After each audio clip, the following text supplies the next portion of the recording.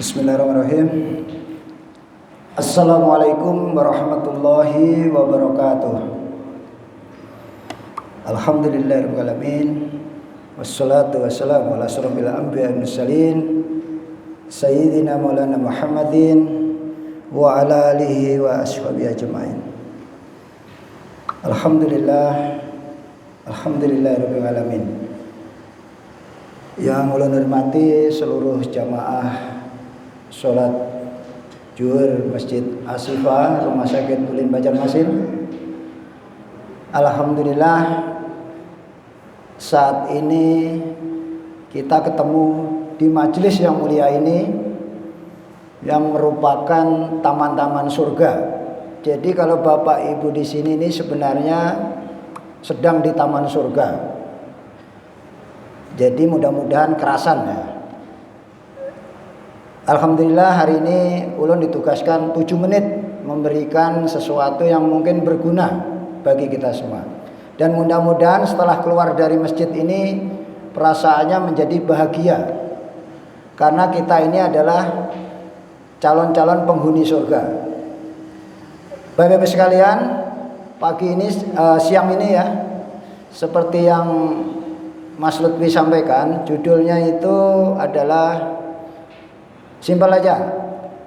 Kalau takdir itu sudah ditetapkan oleh Allah, kenapa kita masih harus berusaha dan berdoa? Ini satu pertanyaan yang penting yang harus dijawab. Karena kenapa? Percaya kepada takdir itu merupakan salah satu dari rukun iman. Kalau pian-pian kada percaya, itu bisa dicap tidak beriman. Jadi kita harus percaya dengan takdir.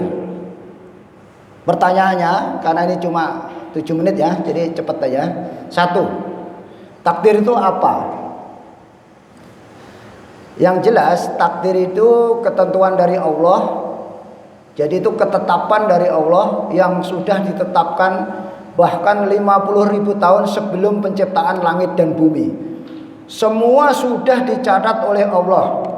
Nasib kita semua ini harus percaya dulu. Dicatat, ditaruh di lauh mahfuz. Catatannya ya, itu sudah dicatat. Kita nggak boleh nolak unda gitu. Terus Bapak Ibu tanya, kenapa Allah harus mencatat orang dari misalkan A sampai Z, semua sudah lengkap, sudah lengkap. Itu harus percaya dulu. Kenapa?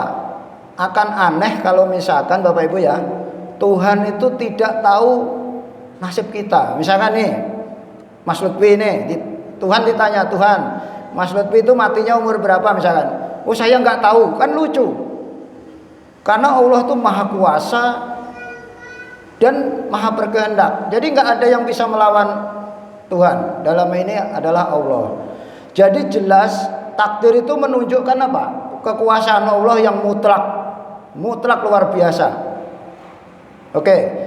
Kemudian para ulama membagi ini secara sederhana ada 2. Takdir itu mencakup apa? Qada dan qadar. Qada itu semua yang sudah ada catatan. Jadi ini catatan kita, misalkan ini catatan saya, ini di lauh mahfuz sudah ada. Pramono lahir sekian, bapaknya ini, kerjaannya nanti ini lengkap sampai matinya ini, yang melayat ini, semua lengkap sudah. Pokoknya Allah kalau ditanya mesti lengkap. Sudah. Itu qada. Nah, qadar itu adalah yang telah terjadi dari catatan ini. Seperti hari ini saya ini di sini ngomong ya untuk kultum, ini qadar saya.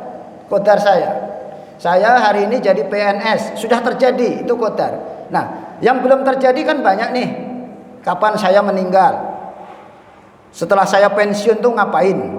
Itu belum terjadi. Ya. Itu tolong dipahami dulu ya. Jadi pengertiannya itu. Jadi qada itu semua sudah catatan. Nah, qadar itu yang kita belum jadi. Berhubung kita tidak tahu yang terjadi, itu enak. Enak. Misalkan saya contohkan begini. Ketika kita ini sebentar, saya tarik balik. Pertanyaannya yang kedua adalah kira-kira takdir tadi bisa dirubah enggak? Takdir kan sudah dicatat dulu nih, masuk catatan saya. Misalkan si A masuk neraka, si B masuk surga, si C masuk neraka. Sudah catatan semua sudah ada. Kira-kira bisa dirubah enggak? Jawabannya jelas.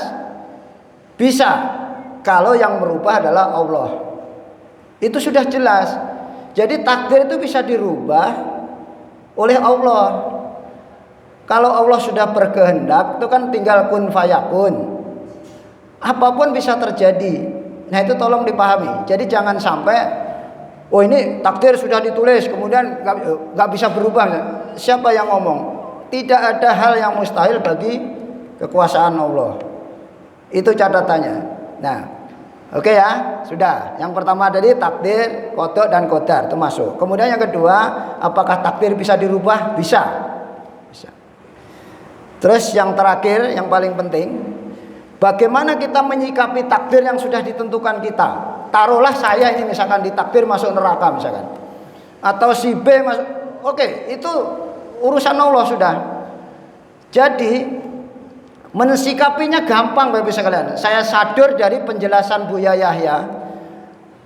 Takdir itu kita sikapi dengan apa? Ikutin perintah Allah yang dicantumkan dalam apa? Al-Quran dan hadis. Ya sudah, jalani aja. Salah satu dalil yang paling penting itu kan, wa ma khalaqtul jinna illa liya, wa ma khalaqtul jinna apa Ustaz? Nah, wa ma khalaqtul jinna wal insa illa liya'budun. Wa ma khalaqtul jinna, dan tidak akan aku ciptakan jin dan manusia kecuali untuk beribadah, menghamba. Sudah, titik. Menghamba itu apa? Berarti kita harus iman dan takwa. Sudah, kerjakan apa yang di Al-Quran. Enggak usah lagi kita nawar-nawar sudah. Itu sudah perintah Allah jelas. Kita ini hamba. Kalau bahasa kasarnya bukan budak.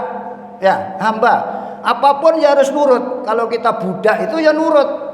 Kata Allah, kamu sholat ya sholat, kamu berdoa berdoa, kamu sedekah sedekah, kamu haji haji, kamu pokoknya semua yang diperintah Allah dijalankan. Jadi modalnya apa?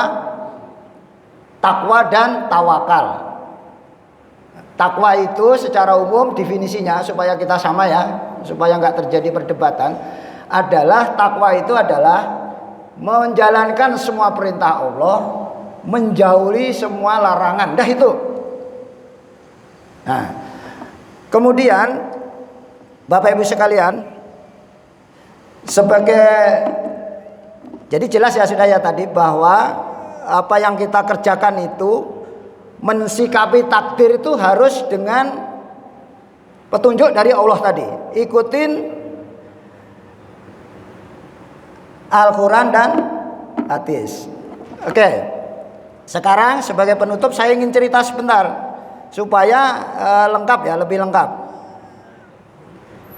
Nah, ini ada perkisah ya, kisah ini dari seorang ulama.